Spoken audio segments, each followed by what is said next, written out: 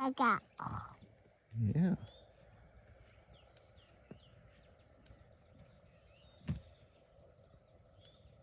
Macaco.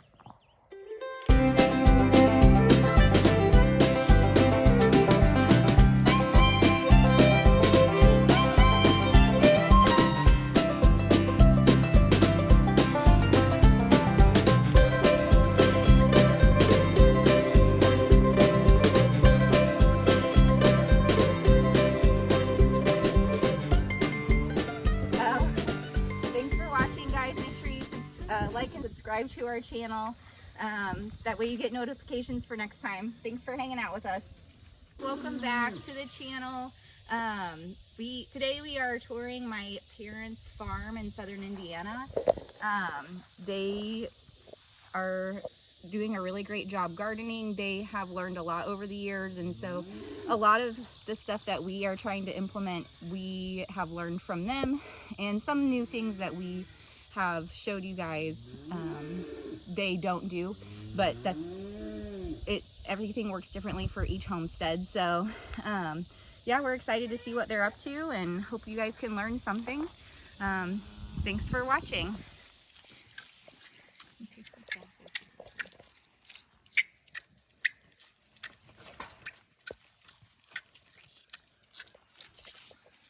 Here's our berry patch. I can be kind of in it, just don't get my face. Here's our blackberries. Our blackberries that we've had for several years, and we're trying to improve our berry patch area. And this is something that Dean's really worked hard on. The blackberries, they're thornless, which are very, very nice. You want thornless blackberries if possible for picking. And then last year we started the blueberries and the raspberries and the grapes. You can explain to them what we're doing with the raspberries. Well, this is our raspberry patch, our row right here. And what we decided to do is put a black plastic down and leave a 2-foot swath all the way down where the raspberries at. And every spring we move the black plastic so that new raspberries can grow up from the bottom, from the roots, and have a solid 2-foot wide column all the way down the row. These here have got thorns on them. Got red raspberries, yellow raspberries, and these are the thornless. We've got some thornless on they're red thornless on the other side, and they're doing real well. We just planted them last year. And then this is our thornless half right here. These are doing real well. So I need to work on the trellis a little bit better. I'm gonna put another trellis up higher and tighten these up and get rid of these cages here. But they're doing real well, and they're starting to spread along the 2-foot section that we got there real well. Here's some of the ones that started this year, where they got new ones coming up. These are all new here. And there'll be a 2-foot section all the way down through there. Will be solid when we get done with it. And they are some getting ripe right now. So we put the cages on last fall to keep the rabbits from eating the new plants. So we'll have to come up with something different for this year, won't we? Yeah. How many berries have you guys gotten this year, do you think? I know you usually eat them fresh, so that's kind of harder to tell. Some years we get several gallons off this little patch right here. But as I said, the rabbits killed some last year, and so next year we should have a pretty good crop. I mean, they're good size. Big berries. And these are thornless too. They're nice. You put the pans up so the birds and stuff will not eat the berries, and it works real well. Just aluminum pans. See, we still have several that are red. Mm-hmm. So we still have several that's going to be turning nice and black. We'll have still going to have a nice crop, I think, but not like we had last year at all because of the rabbits. Yeah. These nice berries. And what kind of berries are these? I forget. Netscape, I think they're called. They're day neutral, and so this is the first of all. We're still getting berries, several berries. We got this what's called hugelkultur. It's different stages, different thicknesses, layers of different stuff to put in there. It's 2 foot off the ground, so it's easy to pick, and keeps some of the animals and stuff off of it. We did have to put the wall around it because the deers was eating the tops off the strawberries and stunting them, but so we keep that on there. So we're getting quite a few strawberries right now. They're really good too.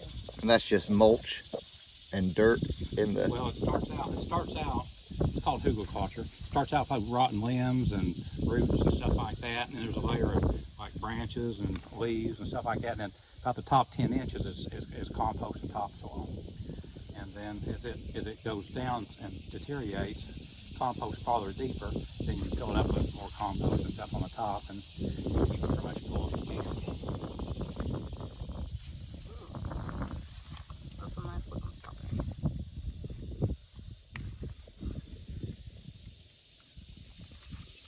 But this does keep the deers out this fence like this. We had quite a bit of problems with that.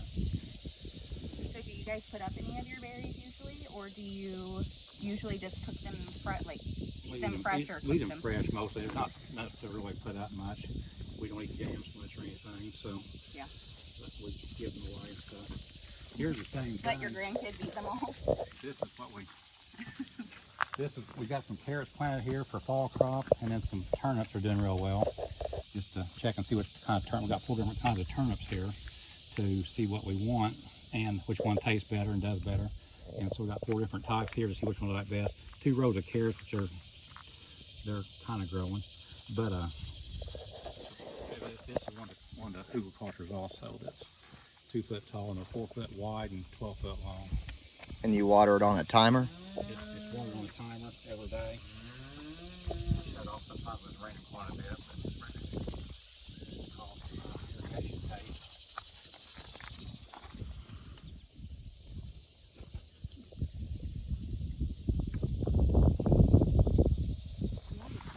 And this is the motor beds we've got, and we rotate this every year. This is like fruit crops and stuff like that. But this is beef we planted for fall crop. There's, I think, 7 rows in here. These are 4 by 8, and I guess 12 inches deep. And we got sweet potatoes back in the back corner, back over there. That we, and then every year we go around and rotate every 4 years. What we have, these empty ones will be garlic and a different kind of onion that we plant. I think it's called potato onions or something. And we put those in these, and every year we have more garlic to plant the next year, and those potato onions. So what do you have guys? These 4, and just put the same thing in them, just going around the circle every year, plant different stuff. What do you guys usually do with all of your gardens? A little slow getting our sweet potatoes planted this year. We started our own slits, and we were just a little bit late getting that done. We just kind of slipped away from us. So, but they're looking really good. I'm not sure how well they'll do, but I think that we're going to do okay with the crop. And the slits are just what they call starts? Yes, that are the potatoes. starts. What you do is you stick a sweet potato in some water, and we can do that later on. That would be another later thing to talk about, maybe in the spring. Yeah. Yeah. But anyway, that's what we got those done, and we've been working on getting some started for our chicken resort also, because we think that the chickens will really like them. Because the leaves are edible. The leaves are edible. The leaves are edible. Humans or animals. So Okay. the deers like these too, so we got a fence around. Well, let's take a look at the chicken resort. Oh, okay. So I just got all of it feathers.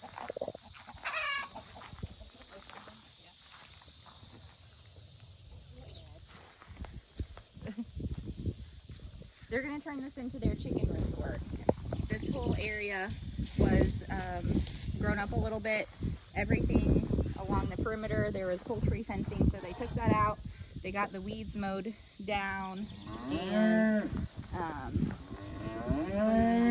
next we're going to work on the netting. We got to fix the netting, had some holes and stuff there. We'll work on that. We're going to put that 18-inch maybe black plastic down the whole perimeter to keep weeds off of it. And then the chicken will have access to this area. And then we're going to make an area where they can, where they can grow more food for them instead of having to buy corn and stuff like that and mix it up for them. So we want to be more self-sufficient for them and better for the chickens and eggs and everything. So that's kind of our plan. But we just started on this part. So. Oh, so that's one of our new projects. Chickens a little bit.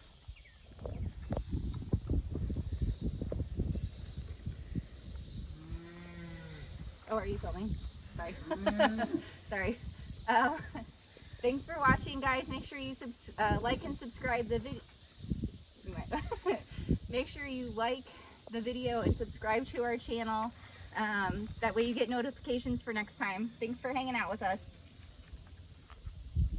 Thank you to And thanks to my parents for letting us tour their homestead, and we'll keep you guys updated on everything as well, starting next spring when we are traveling again.